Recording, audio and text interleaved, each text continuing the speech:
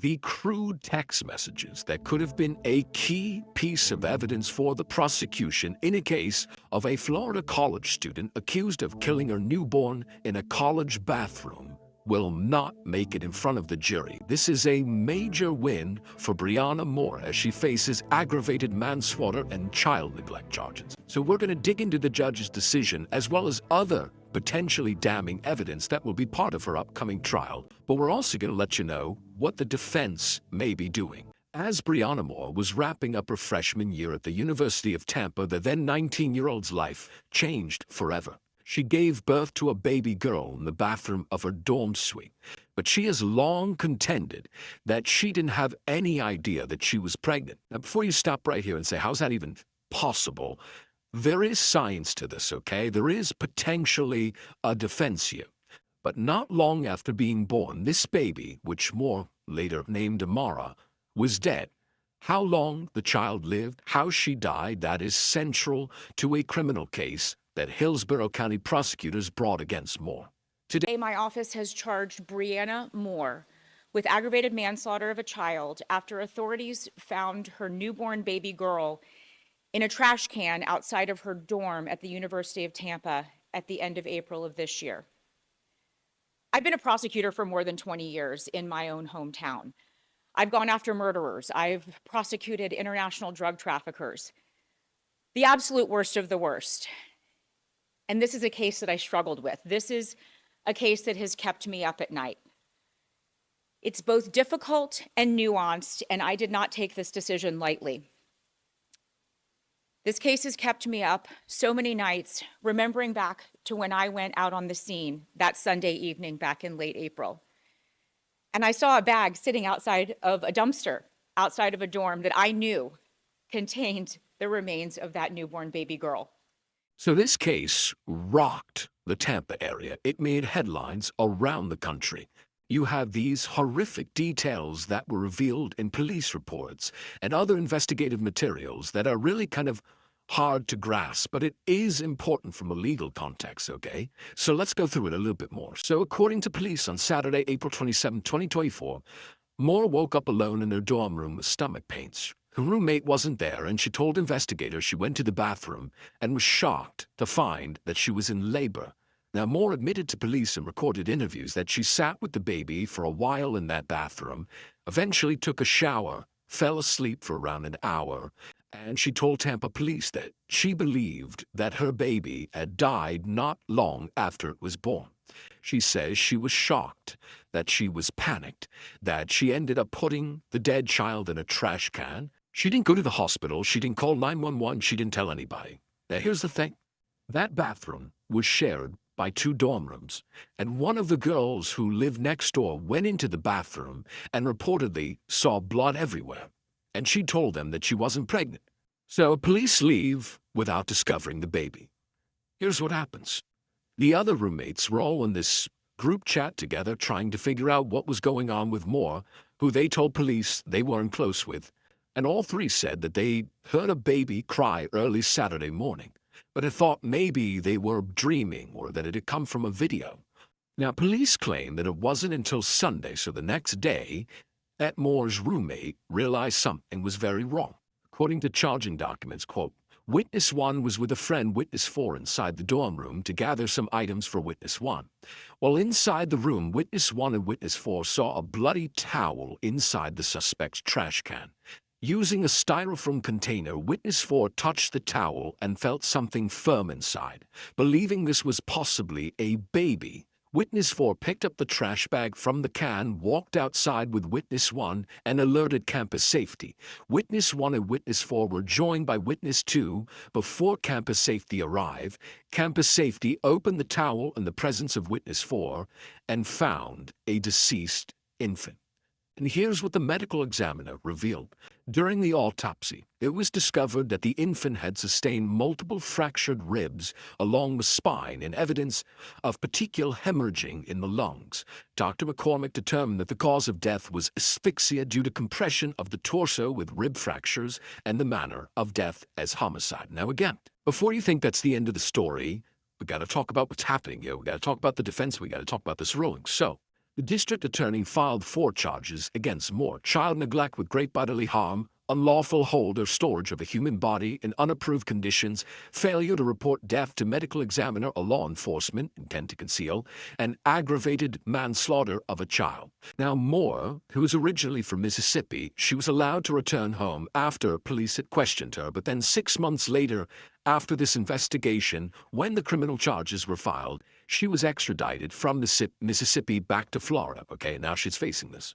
So we're going to dig into what Moore had to say in 2 recorded interviews with police. I think it's going to be important evidence for the prosecution, but also maybe for the defense. But I got to get into this new development, okay? This crucial piece of potential evidence that the prosecution certainly had hoped to introduce at trial. And the ruling from the court is on whether or not the prosecution could present a crude series of text messages between Moore and an apparent friend, who, it's important to note, is not the father of the child. And this is where they seemingly appear to joke or make light about killing babies. So I'm going to read you from the ruling. Defendant is charged with inter alia aggravated manslaughter of a child and child neglect with great bodily harm for the death of her child on April 27, 2024. The state seeks to admit into evidence the following set of text messages exchanged between defendant and another individual labeled Kasim in her phone on September 13, 2023. So this is months before the birth. Kasim: Plan A was condoms. Plan B was the pill. Plan C was to kill the kid. And the defendant, Moore, seemingly writes back, Plan C is my favorite. So, meaning killing the kid was her favorite plan. You can see why that's not great for the defense. You could see why the prosecution would want that into evidence, right? Even if it was just a joke, the fact that Moore would later be accused of killing her newborn made these texts especially disturbing. But here's the thing, and this is why it's important. I've covered a number of these cases. Newborn death cases like this are notoriously difficult to prosecute. While there's a battle of medical experts and, of course, witness testimony, including from roommates, which may be different here, it can be very hard to convince a jury that a baby wasn't a stillborn, or it could be very hard to convince a jury that a mother deliberately killed her baby, that the baby didn't just die from the circumstances surrounding being born in that environment, being born alone without medical professionals. It can be very hard to prove beyond a reasonable doubt that the mother killed the baby, particularly if you're dealing with a younger defendant, a more vulnerable defendant, although the circumstances are different. I'll encourage everybody just to look at the Brooke Schuyler Richards, in case we covered that one. She was acquitted of murder, manslaughter in connection with the death of her newborn, who she buried in the backyard. So my point is, the reason I'm saying this, text messages, very similar to Google searches, in any kind of case, they can help prove intent. They can help prove state of mind. They can help prove knowledge, okay? So having those messages come in would have been key for the prosecution here. But you go to the judge's ruling, quote, the state contends that the text messages are relevant because they show the defendant had an intent or plan to kill a newborn child, which she subsequently carried out. Defendant responds that the messages are inadmissible character evidence and are not relevant to show the defendant had an intent or plan to carry a pregnancy to term and then kill her child after it was born. So then the court references a Florida case from back in the 90s called Carter v. State. Quote, in Carter, the defendant was charged with lewd and lascivious assault on a 13-year-old girl. Shortly before the incident, Carter and the victim's aunt were discussing sex in young girls, and he commented, if you're old enough to bleed, you're old enough to breed. The state subsequently offered this statement at trial, arguing that the testimony was relevant to show the appellant's state of mind and to show that Carter was willing to commit this kind of crime, and that's exactly what he did just a short time after he made the statement. Carter argued that the statement was improper character evidence. The trial court admitted the statement. On appeal, the First District reversed, holding that the statement was evidence presented by the prosecution of the defendant's bad character to show that he acted in conformity with that bad character at a particular time and was therefore inadmissible. Okay, I need to give you a quick tutorial on that. So under the law, evidence of a person's character or a trait of character is generally not allowed in trial. It's inadmissible to prove that someone acted in conformity with it on a particular occasion. What do I mean? It makes sense, right? If, oh, they did this, or oh, they're a bad person, or oh, they did this bad thing, they must have committed this crime. They must be guilty here. Right? Usually you wouldn't be allowed to introduce that evidence. It's not fair. Now, there are exceptions, including under Florida law. You can introduce this other stuff, similar fact evidence of other crimes, other wrongs, other acts. It can be admissible when it is relevant to proving a material fact that's an issue. That can be proof of motive, opportunity, intent, preparation, plan, knowledge, identity, absence of mistake, absence of this being an accident. But it is generally inadmissible when the evidence is really only being put forward to prove someone's bad character or propensity to do something. So in that case, the Carter one, the statement had been allowed at trial, but then an appeals court looked at it and said that was wrong. It was improper. It shouldn't have been admitted. What about in Moore's case? So we now go to the judge's decision. It says, quote, even reading the text message exchange here in the light most favorable to the state, the prosecution, it is improper character evidence and inadmissible in the state's case in chief. The statement expresses a belief of preference that defendant's favorite plan to address a pregnancy is to kill the kid, and is offered to show the defendant acted in conformance with that stated belief. By its own terms, it is not tethered in any way to a specific pregnancy. It does not express a distinct plan or intent to take a specific action. It does not even express that defendant would consider this course of action if she ever became pregnant. Its only relevant purpose is to show the defendant is the sort of person who would kill a newborn child. Therefore, it is not admissible. It's kind of like if a defendant were to say, oh, when I get so angry I could kill someone, and then they're accused murdering someone. Not sure that statement would have the appropriate connective tissue or relevance to be admissible to that particular case. Now, there is an interesting footnote from the judge here which says, the state acknowledged at the hearing that they did possess or intend to offer any direct evidence to show that defendant knew she was pregnant at the time of the statement. The state instead argued that they could offer circumstantial evidence to show that defendant should have known she was pregnant at the time. However, it appears that the time frame of conception was the week of August 15th to the 22nd, 2023, which the state did not dispute. At most, then, defendant would have been 4 weeks pregnant at the time she made the statement, and there is no evidence to show that at that point she possessed actual knowledge of her pregnancy, which, by the way, wouldn't be surprising. Sometimes people don't know they're pregnant at that time.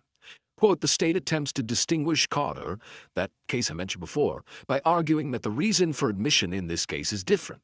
To paraphrase the state's argument, the prosecution in Carter offered the statement to show that Carter had the propensity to commit the crime at the first opportunity, i.e., that it was offered for an improper character purpose, while in this case the statement is offered to show defendant's intent or plan to commit infanticide, and then at the first opportunity that she carried out that intent or plan.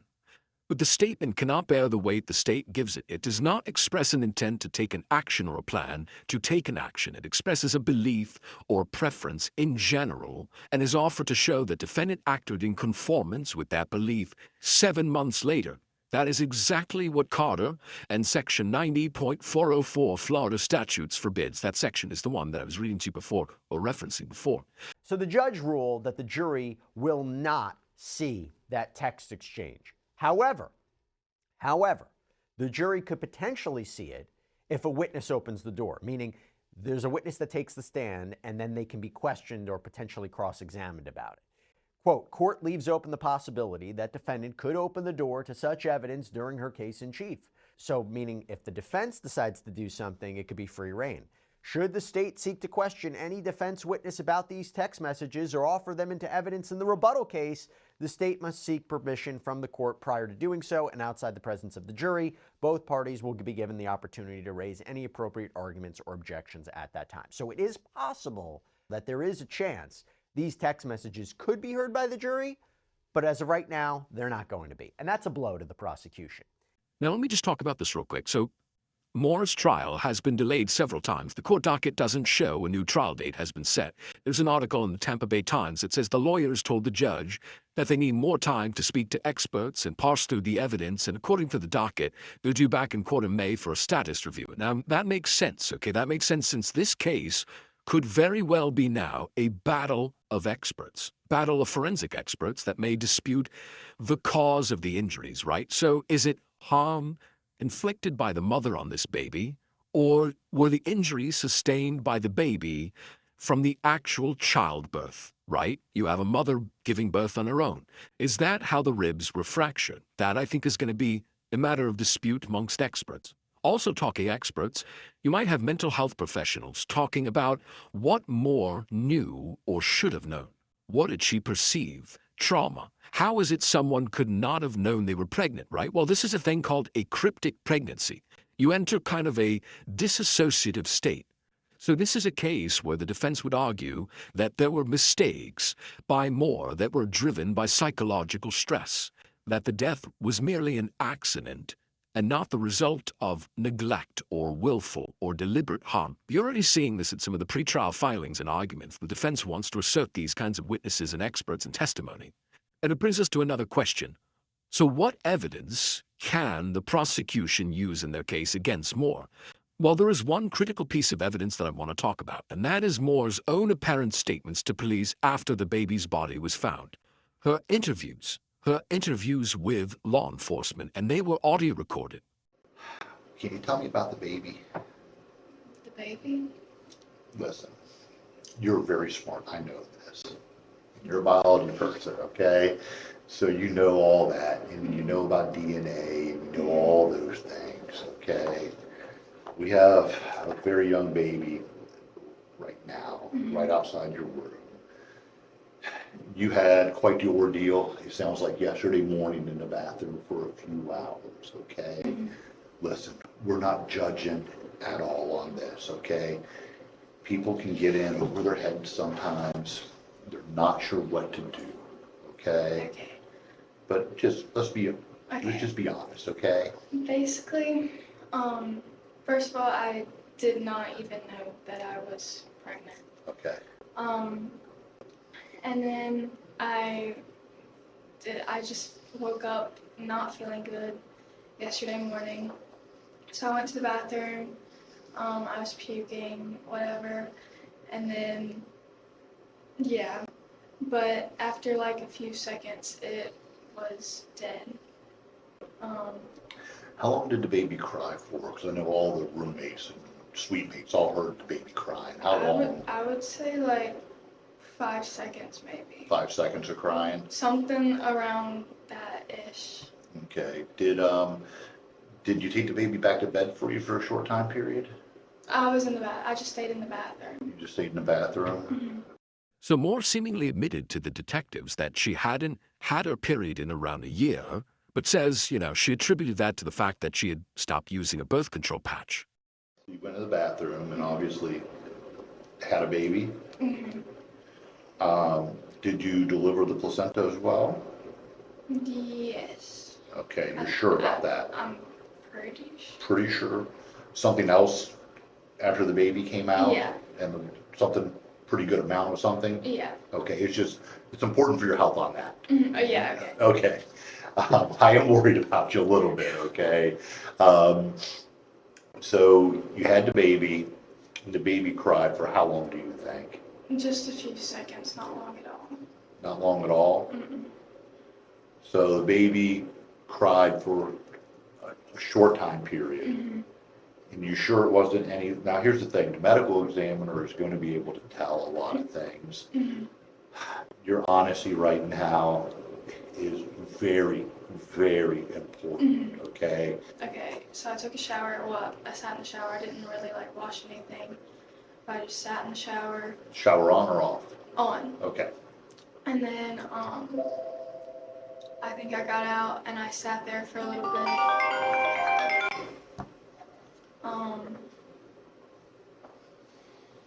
Sat there for a little bit. Tried to wipe up some blood. And then, yeah, I just kind of sat there. Just, yeah. What after you sat there, what did you do then?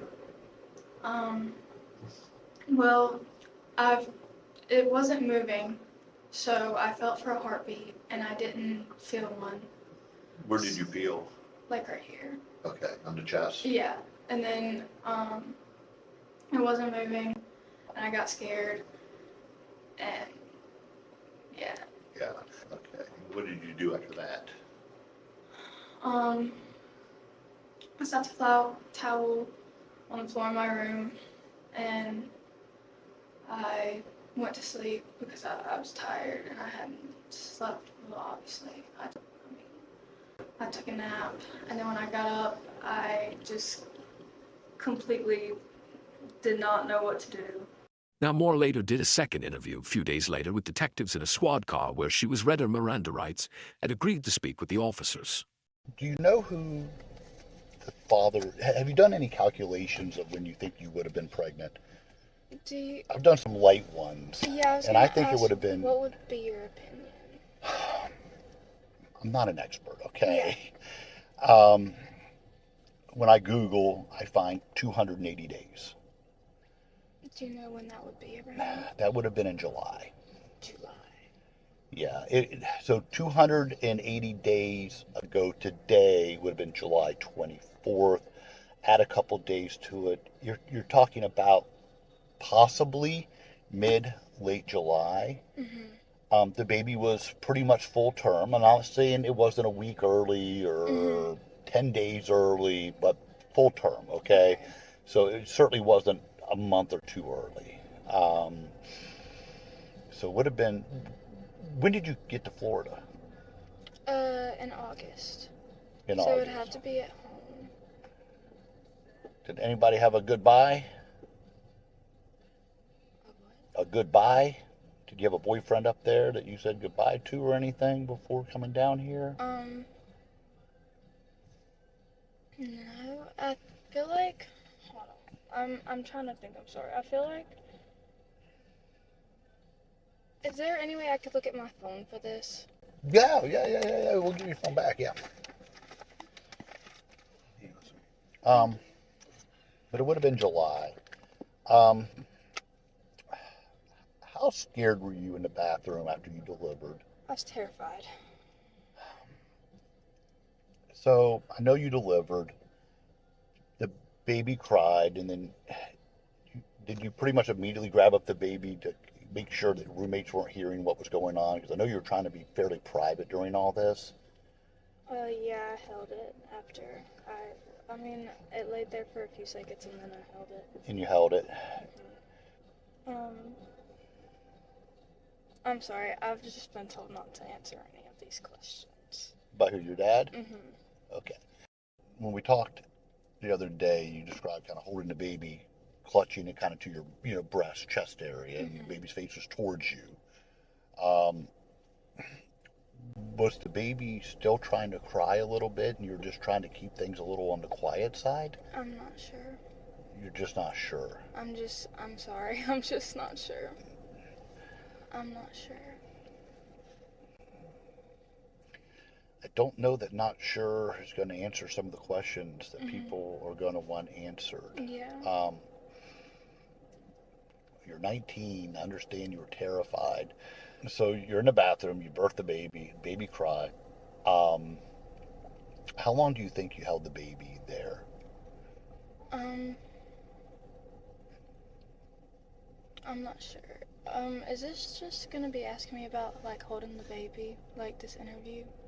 No, we're going to go into other things as well. But it's a question that needs to be answered. Yeah. It's a pretty important question. Can you just give me some time to like kind of go over it in my head and maybe answer those later? You're grown. You can do pretty much whatever you want, but I can tell you right now there are people that are waiting to find out your truthfulness, your honesty, and what you were thinking at that time. Yeah. Going away and then having time to what people will view as concocting a story might not be the best idea. I'd say, I mean, I really have no concept of time for like how long anything happened, but I probably held it for I think it held maybe like 10 minutes, maybe somewhere around there. Okay. And obviously, at some point, the baby wasn't moving anymore, correct? And